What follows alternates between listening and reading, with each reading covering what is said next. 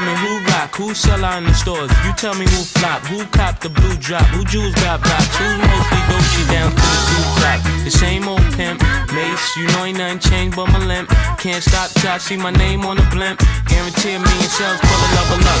You don't believe in Harlem World, nigga, double up.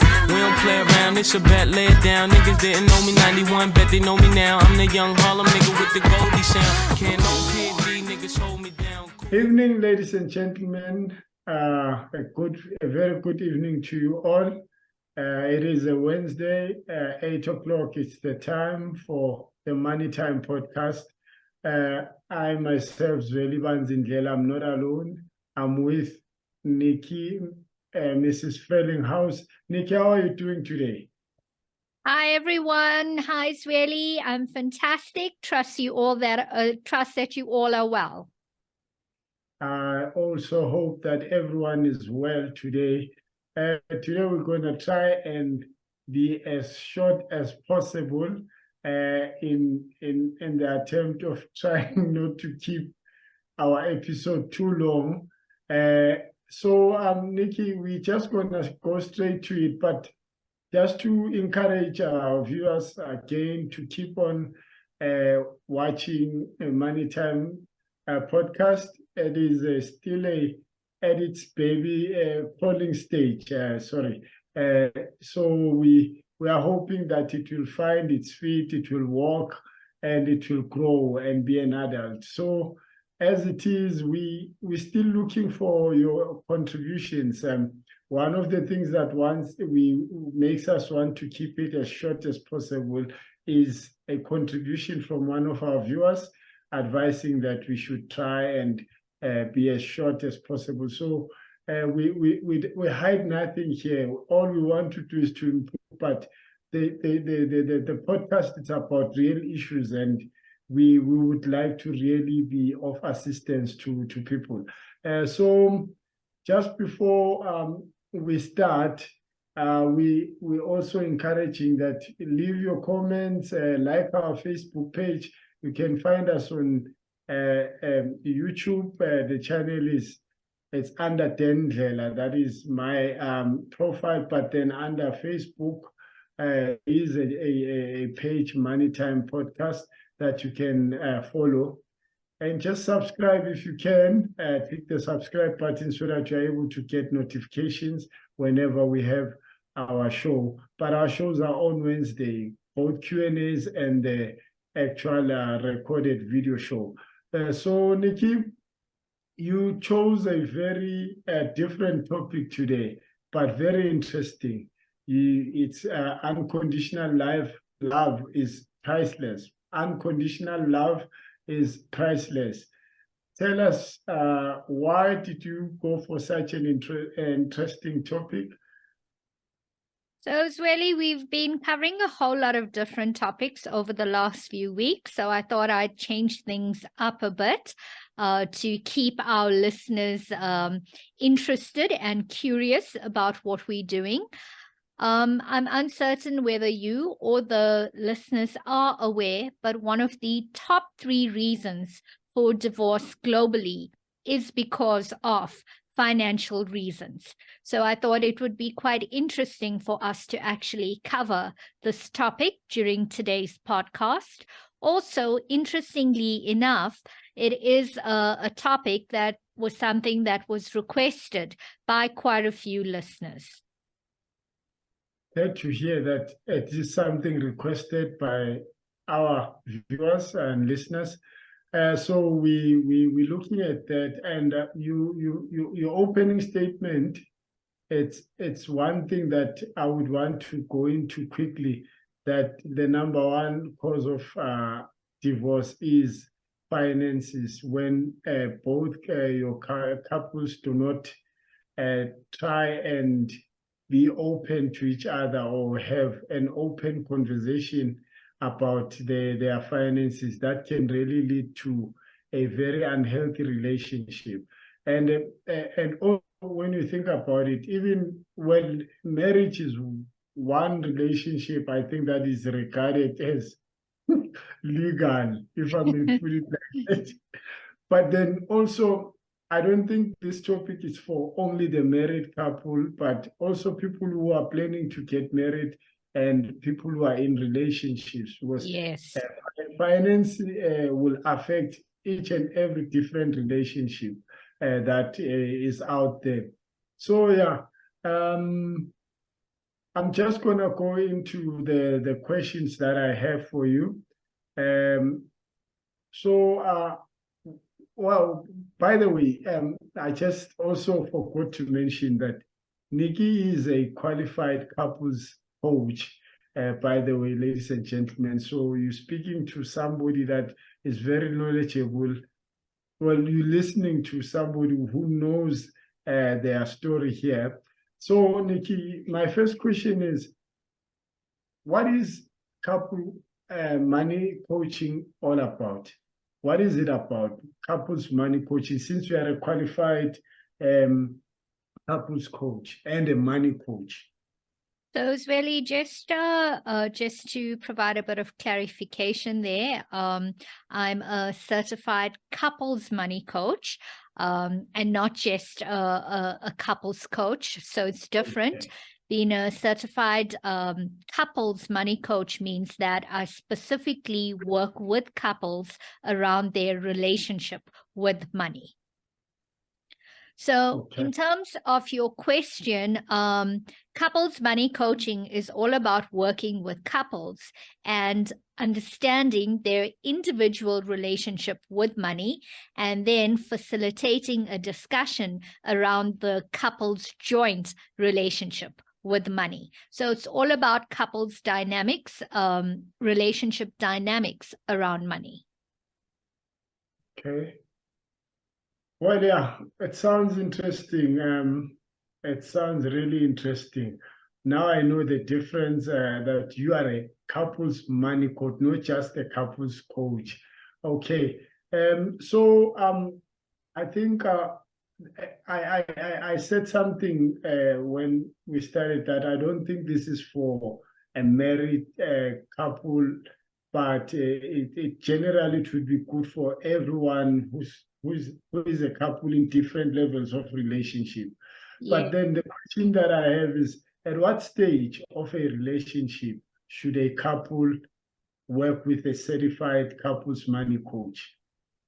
Okay, Zweli, quite a good question. You know, I would say, and this is quite a challenging question as well, as much as it's interesting.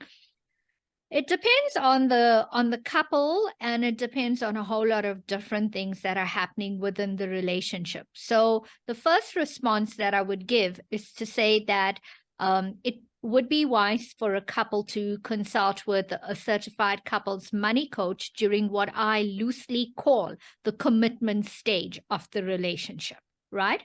So let me unpack that a bit. By commitment stage, I mean it's at the stage where you've met a person. It doesn't matter whether you only dating for a week or a month or a year.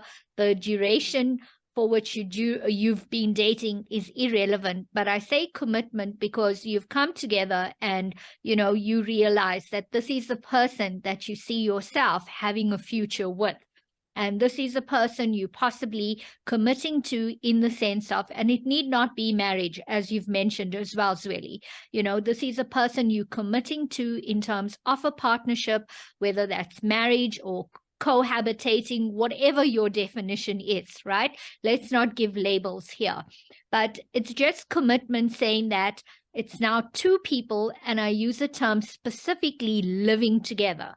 Because once you're living together with someone, this is where the financial conversations begin, because you're going to have to live under one roof, right? Whether that roof is bonded or whether that roof is rented, or whether that roof previously belonged to one partner and now the other is moving in.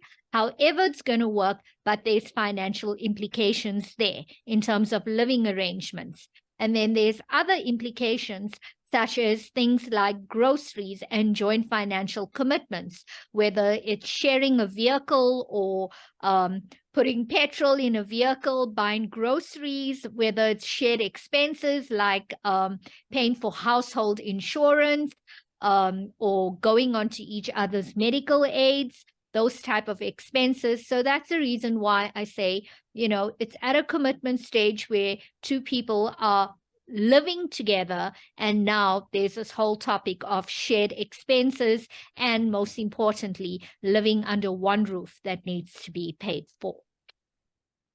Okay. No, I think that's so.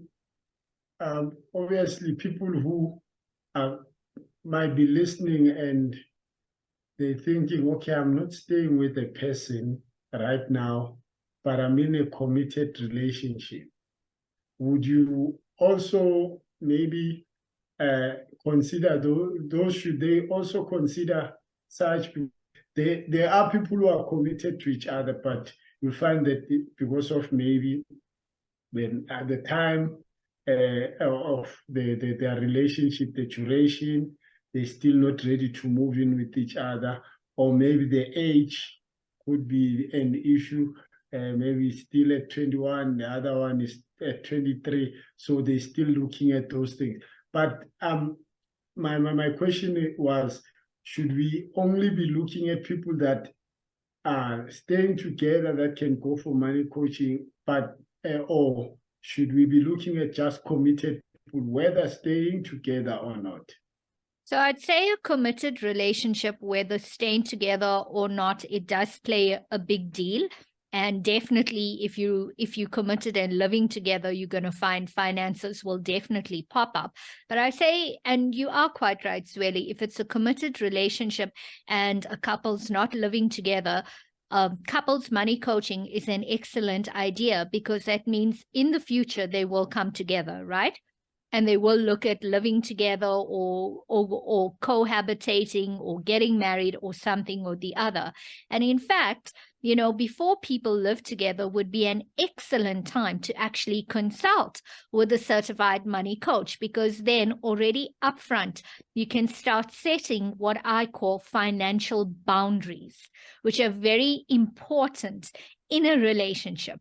And once those boundaries are set, when this couple gets together and, they buy a place or they're renting a place, you'll find that their financial decisions and conversations are going to be far different as opposed to if they hadn't consulted or worked with a certified couples money coach.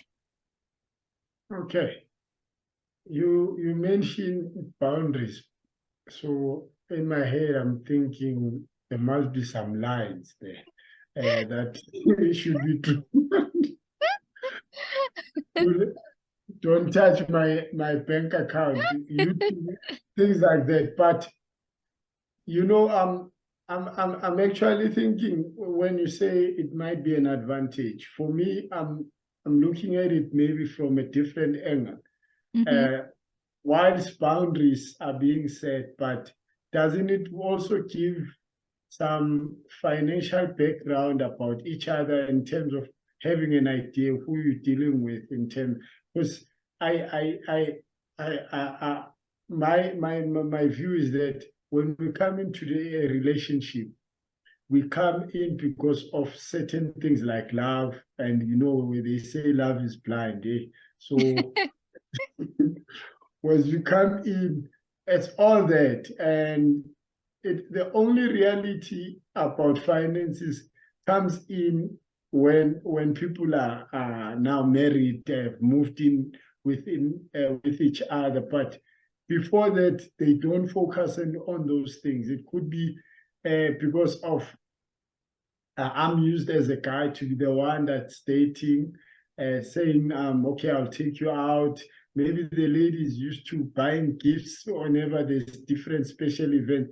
And we never really discuss finances up until the time we decide to move in.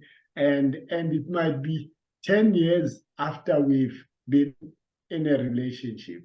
I think that's a very long time for us not to get an opportunity to know our financial backgrounds, because there's one thing that I've learned is that we come from different backgrounds, financially so.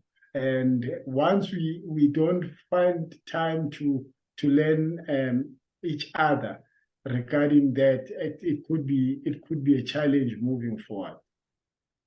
So, Zweli, here's a question for you, right? When you were at school and were you taught about relationships and how to start a relationship? What discussions need to be held? What are the do's and don'ts about relationship? Well, not at my school. And certainly not at my school either. Or maybe you and I are just pretty old, and maybe these are things that are currently being taught in schools right now. So relationships is very much like other things we've discussed in other podcasts, things like financial habits and budgeting. These are things that we're not taught at school, right? So you find yourself now as a teenager, a young adult, you've now met someone, you're in a relationship, and you actually don't know how to navigate the conversation because no one's taught you about things like, start a conversation around finance. Discuss what are your expectations in this relationship, be it financial, be it otherwise, and that's the reason why people like myself get opportunities and why there's such a huge demand for money coaching for couples, because to your point, you meet someone and before you know it, a year has gone by, 5 years has gone by, 10 years has gone by, you're with this person, but you've never really had a discussion around something as important as finance. Yeah, and this could be caused by certain things that, like background, I said, and there's also this element of culture.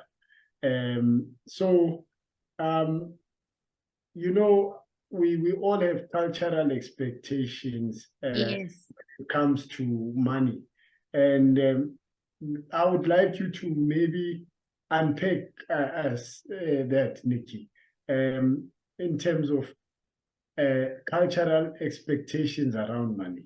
Okay, so Zweli, when I work with couples, specifically in South Africa, because I do work with a lot of clients globally, but South Africa, being South African and also coming from a cultural background myself, I'm very aware and sensitive to cultural nuances, right?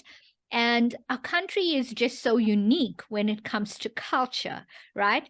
And there's a lot of legacy in our country as well, and also legacy in terms of our cultures. In the past, and I'll speak about my parents, right? My mom, until my dad passed on, she never worked. My dad was the provider, and she was the one who was at home, and she took care of myself and my 2 younger siblings, Yet I come from a generation where I'm educated, I've gone to university. Well, I can't say I have a job, I run a business, and I'm married, but both my husband and I are both part of the working class, so to speak. We don't have kids, but if we had kids, I'd still be working. This is how things have turned out in terms of my family and my culture. Now, you would also be able to give me an idea in terms of how things have turned out from your side. So a lot has changed right now in this decade, as opposed to 2 or 3 decades ago, or in our parents' time, so to speak, right? But when we use the word culture, so much has changed, but there still is a great deal of emphasis around culture and cultural expectations. For example, we are in 2023. I've been working with a couple. They are both in their 40s. They've been together for over 12 years or so, and they're now taking the step to have a legal marriage. But prior to the legal marriage, they went through the whole customary traditions in terms of lobola, the customary marriage, etc. And now they're at the step where they're busy with the final so-called white wedding, if I may use that terminology, right? And it's only now where we unpacking cultural differences and also things like finance from a cultural perspective, you know. And the female client said to me, you know, Nikki, as much as I have a job here in the city and my husband and I earn well, but back at home at the village, when I'm with my husband's family, there's a great deal of cultural expectations. People don't care what my title is at the corporate in Johannesburg, and they don't care what salary I earn. But when I'm back home, I'm seen as the Makoti of the family, and I've got to undertake all my duties, you know. And she says to me, she struggles with that because, you know, she earns well. She's also a financial contributor to the household. But from a cultural perspective, the elders do not see that, you know. They just see her as the lady of the house. And she's now got to take care of all the cultural expectations. And maybe, Zweli, you can add on more to this. But what I'm basically trying to say is, as South Africans, we are very unique in our culture, right? A lot has changed. We have come so far, yet we've got a great deal of respect for our individual cultures. And it actually doesn't matter who earns what in a relationship, but from a cultural perspective, there's certain expectations that we still need to abide by and live up to. Yes, I know in some cultures things are slightly changing, but this is just what I've got to share from my experience with couples. But I'll hand over to you, Zweli, and you can give me a little bit, you can share a little around your experiences around this. So, Nikki, you know, you said a lot and it has triggered a lot of things in my mind. One thing that I can just already think of, there is a trend recently, and you know how I'll get back to the point itself around my experience, but generally, I've noticed that men have started also you know, doing certain hashtags because of what women have been doing. So there's been this hashtag called Indoda Must. It means that a man must provide, must do this. There's expectations, and it's because of how a man is perceived to be the provider, the protector, especially around finances. Let's talk about finances and not talk about a lot of things. Around finances, a man must be a provider, a man must pay for the dates, must buy a woman clothes, all those things. And now it's changing because the guys are coming up with something as to say, no, if I can provide all these things, I expect you to be doing the same for me, you know. And when you look at it, especially from most black communities, it never works like that, where a lady is expected to do things for a guy and or for their partner who is a male, and it's a problem because it puts you in a position where you see that there isn't any wrong and any right, but there are expectations that a guy is the guy who wakes up, goes to work. The guy must provide. The guy must make sure that kids are fed and the family is taken care of. All those things financially, and it's okay for a lady not to do that. But when you look at how the culture or how things have changed, like you were mentioning, it's at a point where even guys are starting to feel like, you know what, based on this expectation, this is the kind of woman that I also expect, you know. And I'm gonna put it the way it is.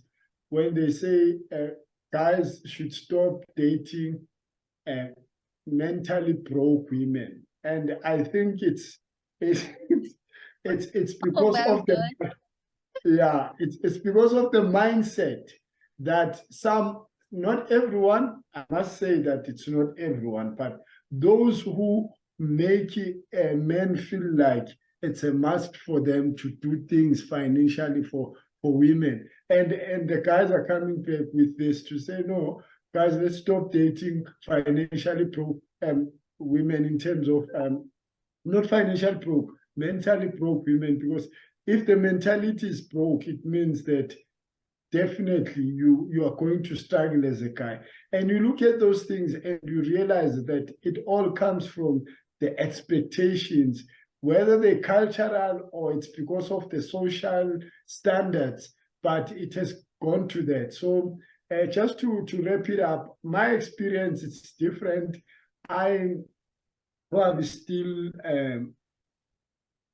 leaning more to what we were taught at home, is that you take care, as a guy, you take care of your family, but if your partner is able to assist you, then it's all good and well. You must be accepted, you must accept that and try and be as equal as possible in terms of your responsibilities within the family.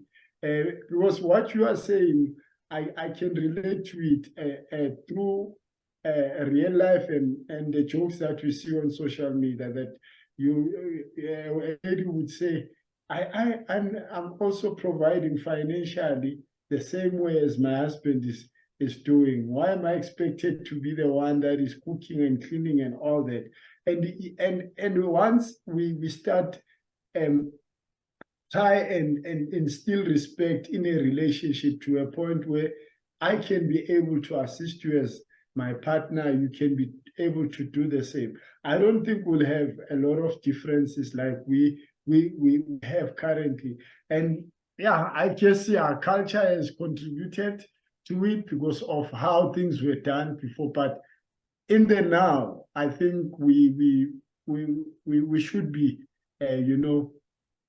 trying as much as we can as couples not to be having two parties, because there is this thing of this gender and this other gender, but at the end of the day, you need each other to be having a good life. You can't be working in silos and hoping that there's gonna be families and all that. Imagine if all ladies pulled to one side and all the guys pulled to the other side, then the world is dead, because there isn't continuity. There was not going to be families. We're not going to, there's nothing that will come out of it. So cultural expectations, well, around money have caused a lot of stares. And yeah, I'm hoping that one day these lessons that you are providing, we can get to a point where there is mutual respect and understanding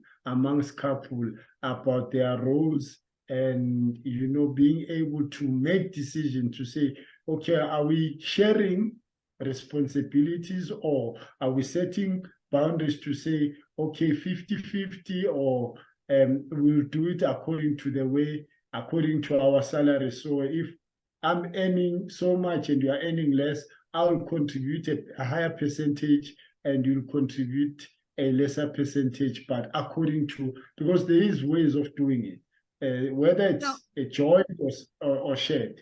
That's true, Zweli. So that is actually my role. I just become the facilitator between the couples, because, it's easy for you and I to say this, right? But when people are in a relationship, because upfront discussions were not held, expectations were not discussed, boundaries were not put in place, months later, years later, it makes it very difficult for them to have these type of conversations without showing emotion or resentment and a whole lot of other feelings. So that's where I step in as a money coach and first work with clients individually to understand each person's individual money archetype as well as their money history and bio. And then I bring the couple together, and as the facilitator, do exactly what you said, is to say, okay, now these are the financial challenges you're going through. This is how we can look at overcoming it, while still trying to explain to the other person what their partner or spouse has actually gone through in terms of their own money story. Yeah, no, thanks, Nikki. You know, as you're talking, I'm also remembering that you once mentioned this, that it is important for both parties to participate in the decisions or financial decisions. Like, I shouldn't be just happy that, you know what, my wife doesn't say a lot about how we spend money. I'm the one that's calling the shot. Because you'll never know what can happen. And I'm not talking death here. I'm talking maybe like you having to be away for 2-3 months because of a project. You leaving your wife behind and you expecting her now to be the leader when you've not given them an opportunity to lead, you know, because you've been bossy, you've been a man, and you've been having this thing that I'm the captain of the ship. It's okay to be the captain of the ship, but at the same time, just know that you've got a partner that is supposed to be either your deputy captain or your equal captain, because you are in the same team, and try and do things together so that at the end of the day, regardless of how you're deciding to do it, but let there be leadership roles for both of you, rather than, you know, just because, you know, sometimes it's this thing of being the head of the house and you seeing yourself as the only thing that exists, because you can't see any other things that comes below the head. You just thinking, no, this is it. I'm the boss. But then, even if we were to say your partner is the neck, for you to move your head, you need the neck to control you. So Nice analogy. Yeah, let's allow our spouses to be there and be of assistance to each other. So yeah, thank you on that point. So having coached couples, Nikki, what insight can you share with us in terms of your experience? Because it seems like you deal with these things, and we want to know if you ever get people fighting inside the consultation room. Okay, so to answer your question, yes, I do have people at times fighting inside the consultation room, but money couples coaching, very much like money coaching, we actually have everything done online as opposed to face. And I often ask couples to dial in from different rooms. So they're in separate rooms, so there's no physical fighting that's taking place. And then, as you know, you've gone through the coaching with me, couples or individuals tend to feel much safer discussing their money stories over the screen as opposed to face to face. So going back to your initial questions, really, you know, what I can say is the two things that come to mind that I've picked up while working with couples is it's all about communication and it's all about honesty, right? Communication means speaking out loud and telling a person exactly what you're thinking and what you're feeling, and not assuming that they know what you're feeling or what you're thinking. Does that make sense? Right? So it's verbalizing. If you're thinking, listen, I'm not happy, Zweli, that you are making me pay this bond while you only pay for the groceries. I think it's unfair. Instead of letting it fester within and vent to your friends and your parents about it, actually speak to Zweli about it and let Zweli know this. Right? That's the most common thing that I pick up, is that people, for various reasons, whether it's whether it's fear, that's one of the things I pick up, whether it's fear or feeling embarrassed, ashamed, or being judged, people do not communicate. How is it that they feel? And also, once again, I'll go back to what I said earlier on. We're not taught about relationships in school or university. Neither are we taught about communication and how to communicate and get your message across in an effective way without sounding too emotional or getting violent or having your message being misinterpreted, if that makes sense. So communication's the first thing. The other thing I'm mentioning, and it's a really big thing as well, is honesty, right? Let me give you an example of this.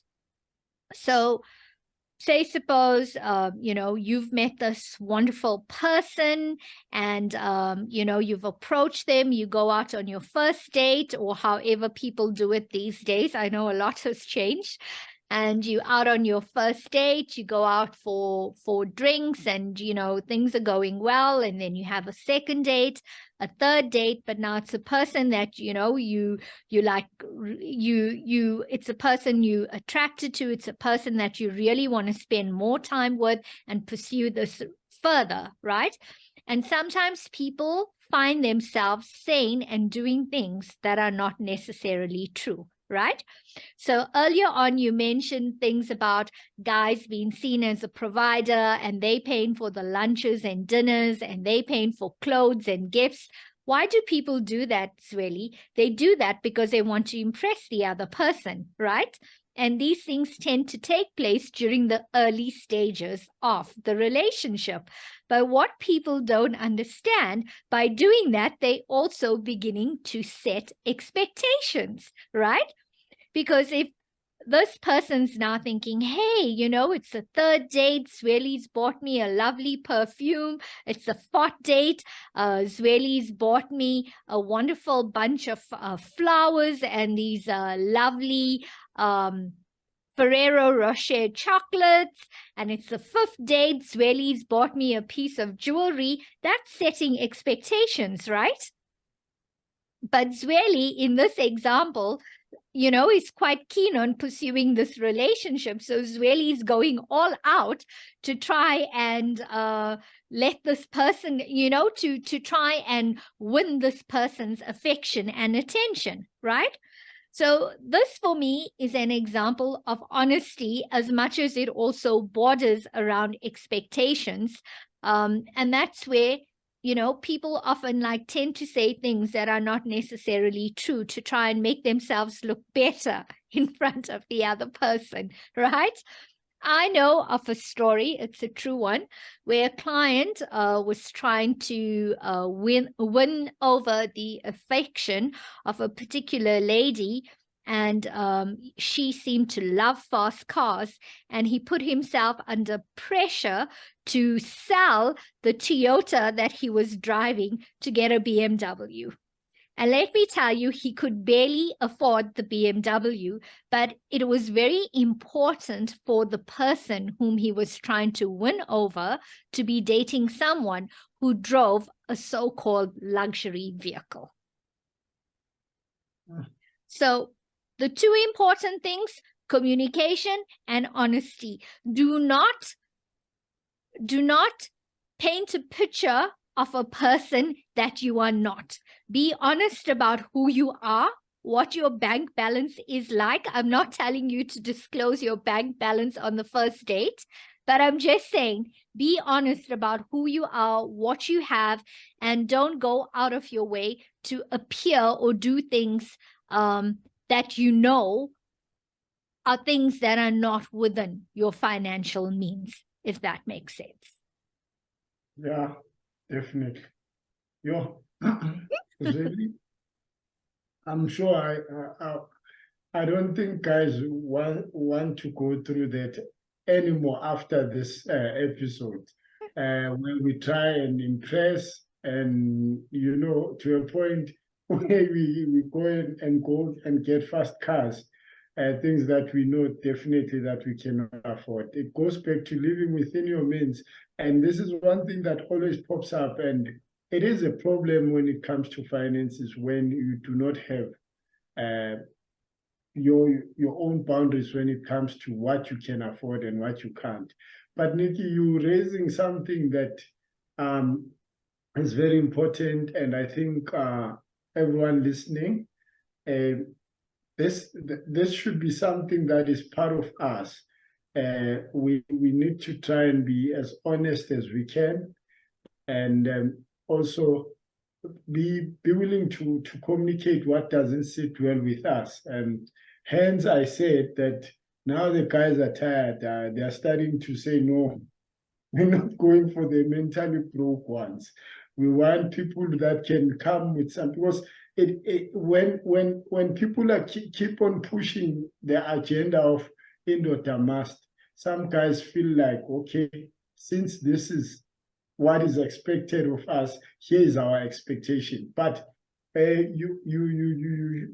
example, I know a friend of mine that also ran into a similar problem, but it was a different situation where the person that they were seeing, because it was out of marriage, was starting to have interest in a person that had a golf, then a golf car, a car which is a Golf 1 at that time. So it was a long time ago. And now my friend, he's starting to, then there were still those magazines instead of them social media and online car magazines. So he started going to, because these were found free, especially by the car dealers. Auto Trader magazine is going through those magazines. And I'm thinking to myself, but my friend, you know, most we can't afford cars now. What are you doing? And he's specifically looking for a golf. Why would you be specific to a golf? Then when time goes, I find out that this is the situation he's facing, and the person that is disturbing him has got a golf. Now, so, and it goes back to that, to saying, sometimes we find ourselves trying to be people that we are not, and it requires us now. Well, lucky enough, it did not afford the golf, because, you know, sometimes these credit checks and all that, they sometimes help us, because Yes. they'll tell you that you do not qualify. And for real, you do not qualify. So that's how he failed, and he never got the car up until he worked hard and bought his car when he was not even under pressure because of a relationship. So I think honesty and communication would have helped him to say, you know what, I'm not happy with the way things are going between us, and I'm not gonna hit, because if the lady's argument was, yeah, but you don't have a car, and he would have been honest to say, I can't afford a car, and Of course. we just need to find our ways. It's either we separate or we move without me finding a car, because if these materialistic things are going to make our relationships, then we're in trouble. Hence, the unconditional love is priceless. It's priceless, exactly. You could have not put it in a better way, Zweli. That is the reason why I chose that topic, and it's a perfect example. Yeah. So moving along, what advice would you give couples who are having marital problems because of money? So if it's just marital problems in general, you know, I'd say consult with a clinical psychologist or a counselor or a psychiatrist, depending on what's happening in your marriage. But as you asked, if it's specific to money problems, right? And depending on the severity of the situation or what it is exactly, of course, listeners can contact me as a certified money coach. I'd be able to assist couples unbundle their individual money stories, their individual money archetypes and then put them together and actually facilitate discussions to make both parties aware of what's going on and try and navigate the discussion into a more healthy relationship and a more healthy outcome around expectations around money in the relationship going forward. Okay. But then in your experience, Nikki, when it comes to this, I'm just going to put you on the spot. Do you ever find a situation where couples, they come to you, but they were not both willing to come? It's one was forced to come in, the other one is the one initiating this with the hope of finding a solution, but the other one is not really interested in it. And how to handle that? Do you advise people to take that route as well, or you always want both to have some mutual agreement? Because it could be the issue of, you know what, I think we need help. And the other one says, who needs help? We don't need help here. And, you know, at the end of the day, she'll be like, you know what, we've got an appointment online. There's somebody I want us to see. And you find yourself having two people, one doesn't know the reason why they are being there online in that meeting, and the other one is pretty much away.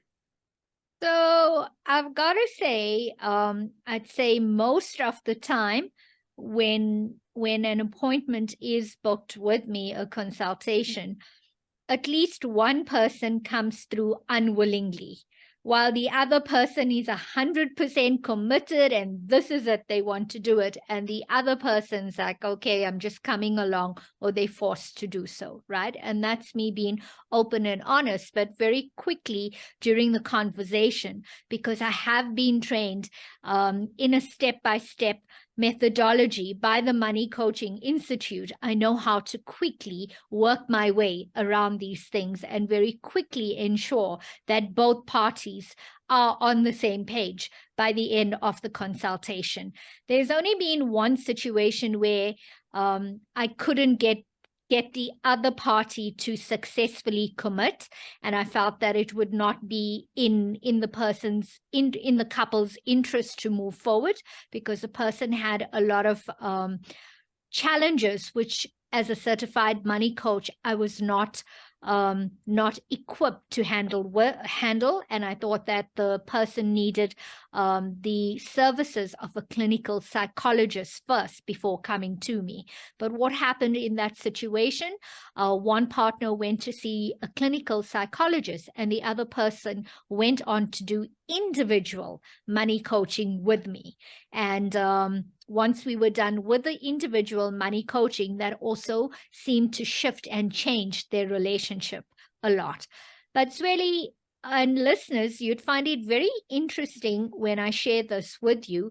A lot of parents or future in-laws actually purchase certified couples money coaching packages from me, and they actually gift it to their kids as wedding presents. Okay. Yeah. And because it's a gift, you know, and sometimes, I mean, depending on the age of the couple and where they're at, sometimes they come in a bit confused or uncertain. Other times there's a great deal of curiosity and they're quite curious to hear a lot of what is this money coaching thing all about in terms of couples money coaching. So these are just some of the experiences that I've had. And there have been the odd occasions where the couple, both partners, come in and they committed and they actually say to me, you know, we really need your assistance. This is what's happening. Please help us. Okay, interesting. Because in my head, as I'm asking this, I'm picturing a situation where one was very keen to be coming and the other one was not, because of they thought this thing, and to only find out that the problematic one is the one that was willing, and now they are disappointed. They no longer want to be part of this because they feel like I shouldn't have brought us here.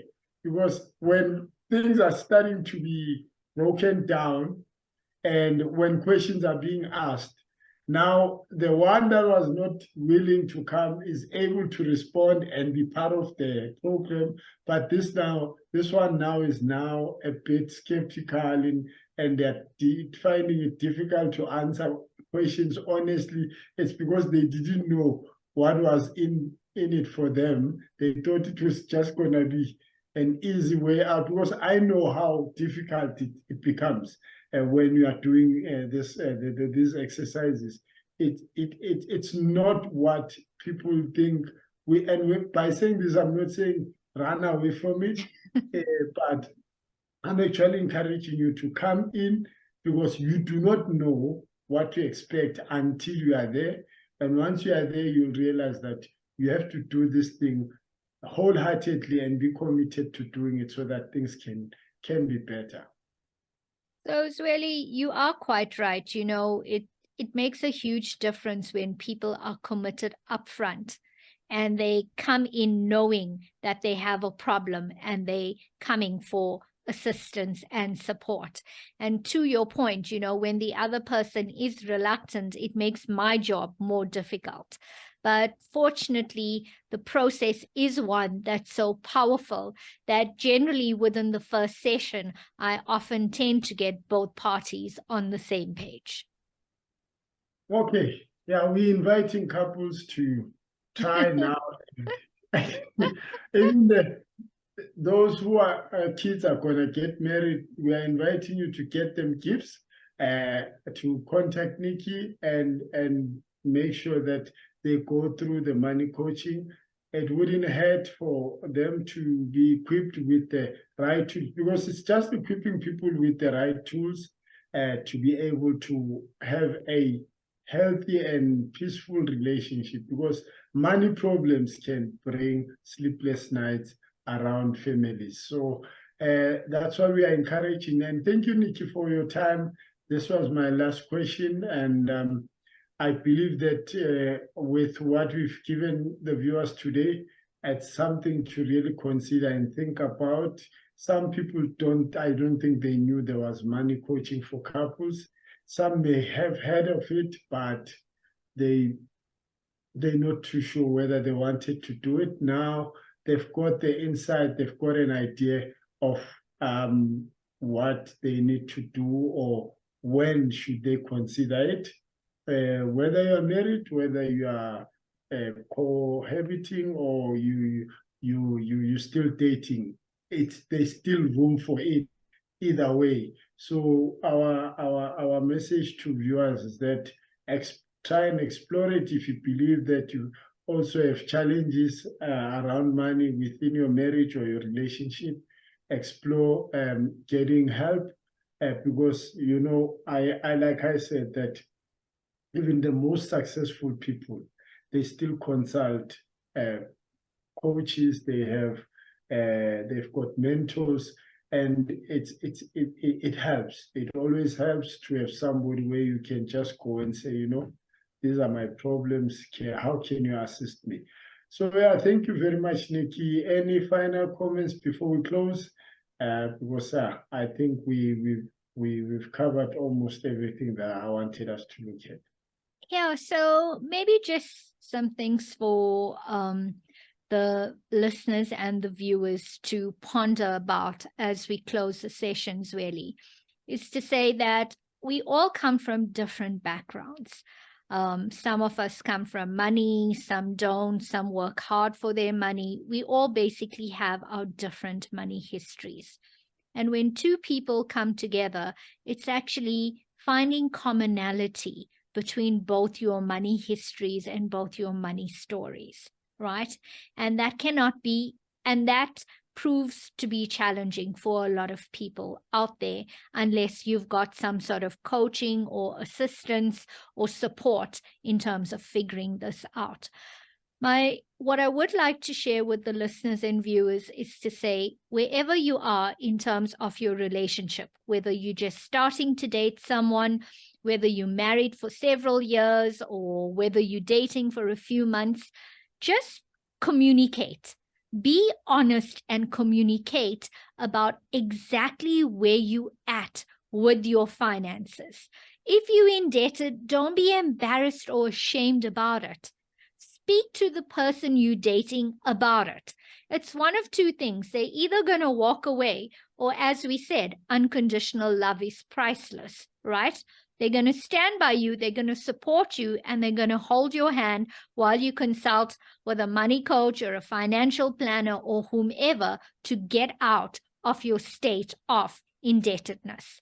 So just be honest, just communicate, and that will certainly change your relationship for the better.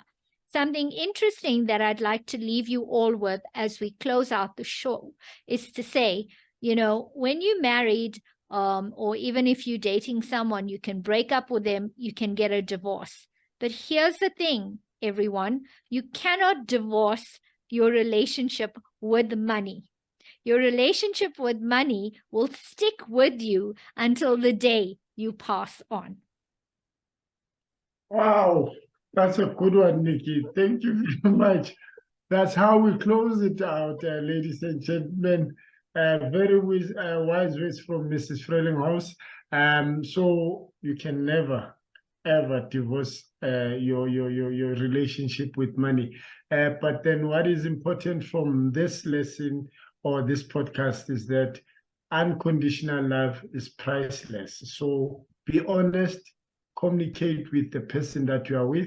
If you're not happy about something, talk to them. They're not going to leave you because of that if their love is real. Just be honest if you indebted or you've made some financial mistakes. Be honest about it, you know, and learn to be open to each other and try and treat each other as respectful as possible when it comes to financial issues. Thank you so much, Nikki. Our time, I'm sure we are under the hour. I'm definitely sure about that. And I'm super excited that we managed to finish everything within the right time. It is the Money Time podcast, ladies and gentlemen. Over to you, Nikki. Bye for my evening, everyone. Have a wonderful rest of the evening. Thanks for a fantastic podcast, Zweli. And viewers, listeners, we look forward to engaging with you on social media. Take care. Bye. bye.